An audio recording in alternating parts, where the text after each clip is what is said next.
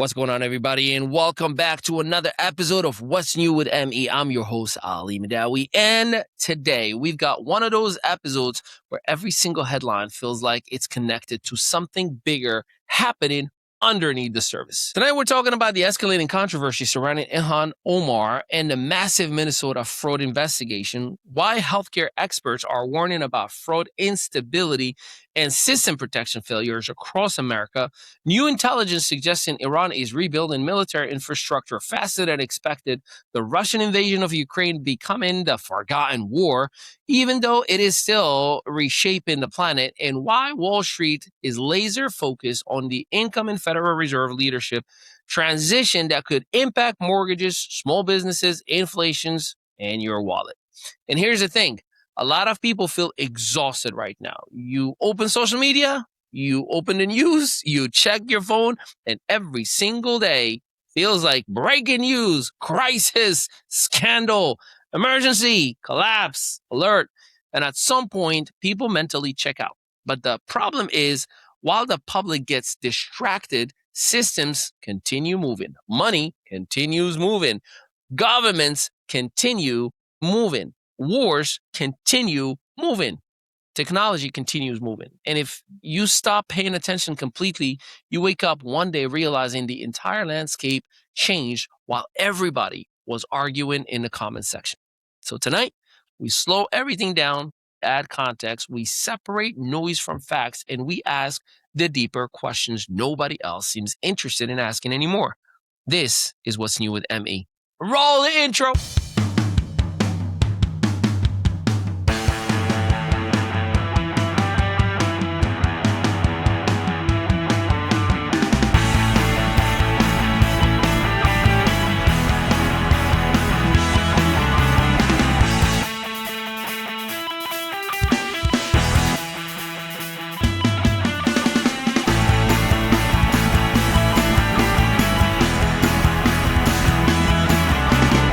Segment 1, Ilhan Omar fraud case. What is actually happening?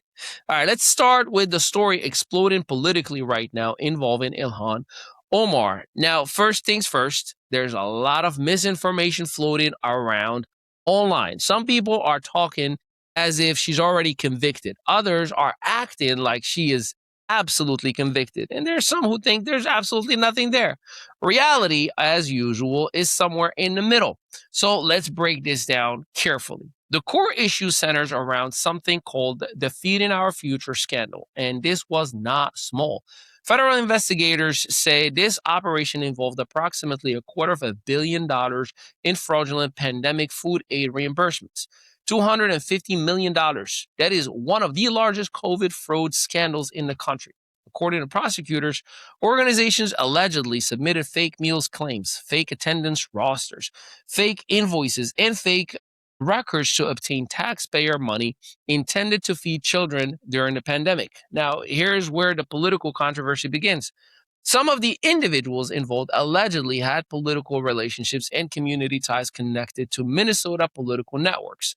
And now critics are claiming who knew what, who looked at the other way, who benefited politically, and who pushed oversight reduction during COVID. That's where Omar's name started surfacing. And let me be very clear, because facts do matter. As of right now, Ilhan Omar has not been charged with fraud. There is no public criminal indictment against her, and she denies wrongdoing completely. But politically, pressure is escalating rapidly.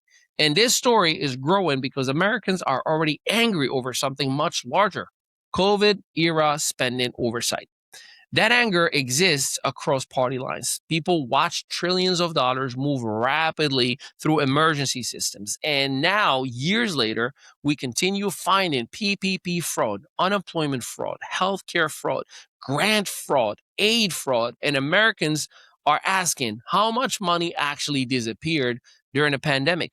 That question is becoming politically radioactive. Now, here is the part that gets deeper. This isn't just about Omar. This is about trust collapse. The public increasingly believes elites play by different rules. Investigations are selective. Media coverage changes based on political affiliation. That perception alone creates instability, even if accusations are eventually disproven. The damage politically can already be massive. And you know what's fascinating? Every major political figure today exists in permanent investigation mode. Trump, Biden family, members of Congress, governors, mayors. America has entered an era where every politician is under suspicion by half of the country at all times. That's dangerous long term because eventually people stop trusting all institutions entirely. And when trust disappears, systems become fragile. That's the bigger issue here. Now, speaking of fragile systems, let's talk about one that impacts literally every American breathing right now: healthcare. Because behind the scenes, there are major warning signs developing. Segment two: healthcare protection issues. Why experts are sounding the alarms. So let's have an honest conversation tonight. Healthcare in America is weird. We have some of the greatest medical technology on earth, but also some of the most financially stressed patients on earth. You can survive diseases today that would have killed people 30 years ago, but you might leave the hospital needing a second mortgage. That contradiction sits at the center of the American healthcare system. Now, recently, federal agencies launched aggressive anti fraud initiatives using AI and advanced auditing systems to identify abuse in Medicare, Medicaid, hospice systems, home health systems, provider networks, and investigators are reportedly finding massive vulnerabilities. Some estimates suggest healthcare fraud costs America tens of billions annually. Think about that.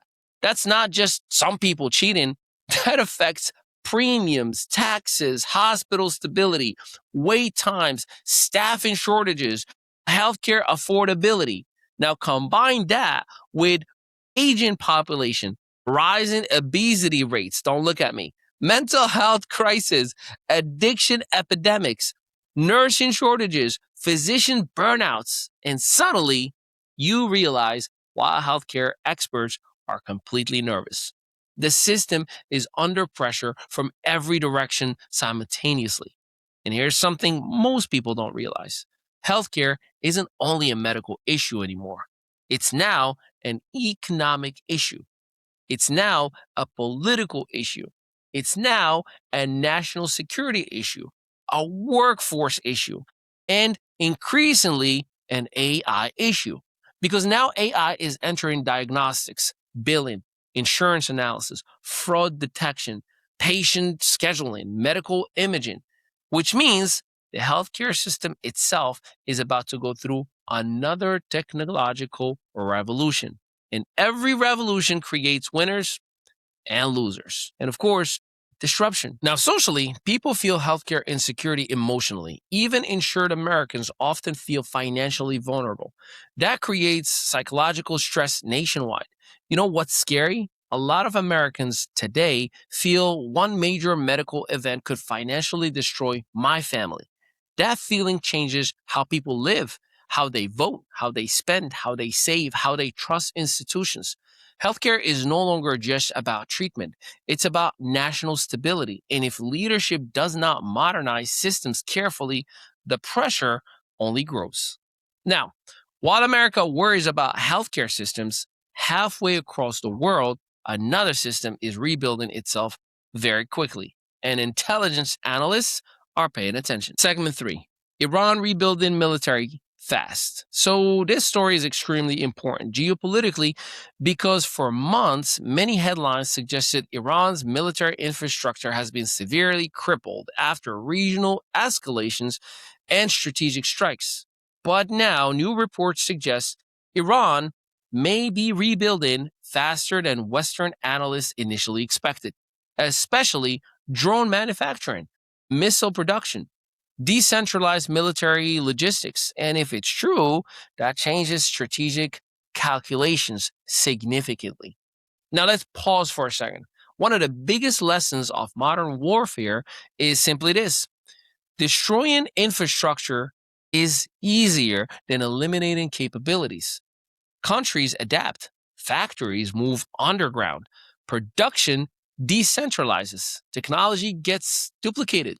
supplies reroutes. And Iran has spent years preparing for asymmetric warfare scenarios, meaning they know they cannot outspend America militarily. So instead, they focused on drones, proxy groups, cyber warfare, missile saturation, regional pressure points, and honestly, modern drone warfare is changing military doctrine globally. Ukraine changed warfare. Russia adapted warfare. Iran studied warfare. China is studying warfare. Everybody's watching everybody now. The era of giant, expensive military dominance alone is evolving. Cheap drones are now threatening billion-dollar systems. That changes everything. And here's the bigger issue. The Middle East remains one giant interconnected pressure cooker. Oil routes, shipping lanes, religious tensions, proxy conflicts, gray power competition. One escalation affects energy prices, inflation, stock markets, global shipping, food prices. That's why markets react instantly whenever Iran tension rises, because investors know regional instability has global economic consequences. And speaking of wars people stopped emotionally reacting to, let's talk about Ukraine and Russia, because somehow the biggest land war in Europe in generations started fading from public conversation, but the war never stopped. Still marketing your business like it's the Yellow Pages era? Welcome to ME Studios, where local solopreneurs and small business owners catch up with the digital world and take over it. We help you go from invisible to undeniable. Featured on Spotify, iHeartRadio, Audible, Apple Podcasts, and Amazon Music. Plus, gain press exposure in over 100 to 300 major media outlets like Fox, ABC, CBS, NBC, and the CW. Right here in Eatontown, New Jersey, just steps away from the soon-to-be Netflix studios, our multi-unit facility is built for creators, entrepreneurs, and visionaries. Stop marketing like it's 1995. Start building your digital authority today with a team that gets it. Segment 4, Ukraine-Russia War, the Forgotten War. This is one of the strangest psychological phenomena in modern media. At one point, the Russia invasion of Ukraine dominated everything, every headline, every channel, every debate, flags everywhere in every city, daily maps, daily updates, daily outrage. Now, many Americans barely hear about it anymore. But let me tell you something.